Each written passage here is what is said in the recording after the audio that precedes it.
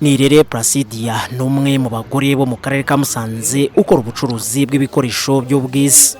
Muri imyaka 30 ishize u Rwanda rwibohoye, avuga ko yiteje imbere ku buryo ageze ku rwego rwo kurira indege agiye kurangura ibicuruzwa bye mu mahanga. Nk'uko tuzi umugore wa kera wari waramenyereye kwirirwa mu rugo arera abana akora imirimo yo mu rugo, siko bikiri. Ubu ngubu twiteje imbere, turaza tugacuruza, ndetse byangombwa twambuka umupaka ugafata imodoka ugafata indege ukajya kurangura nta bwoba.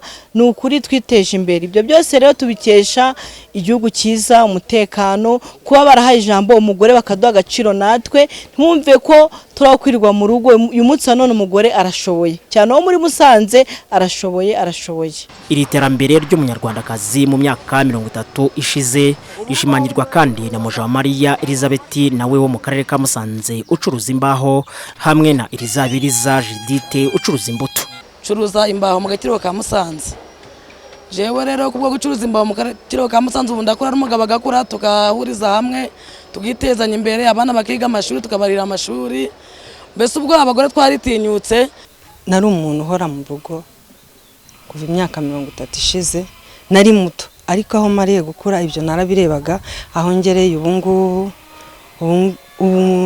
ndacuruza imbuto.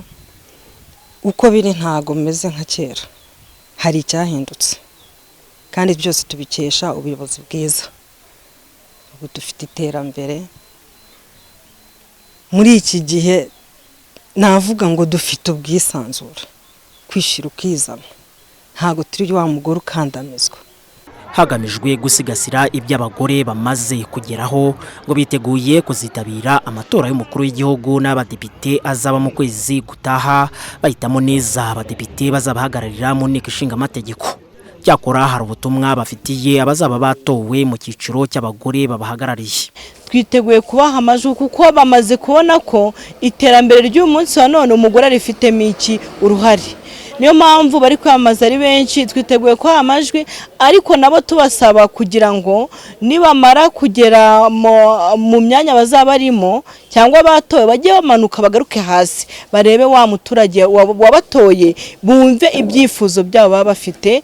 Nk'ubu dufite ibibazo nk'amakimbirane mu bashakanye. Hari abana bategwa inda b'abakobwa batari bageze igihe, hari abana baba bamayibobo. Icyo kibazo cyose bagakwiye kuba bamanuka, ubu yiba baramanze tukagifatanya, kiba cyarabonewe umuti. Ngasaba abo tugiye gutora iyi manda badufashe bajye bamanuka, baze hasi aho ibibazo biri. Ariko nubwo tubaha amajwi nibamanuke bahure natwe, dutanga ibibazo, tubaha ibitekerezo, bumva ibibazo dufite, kuko hari bagenzi bacu hamwe, twese ntago ariko tumeze kimwe.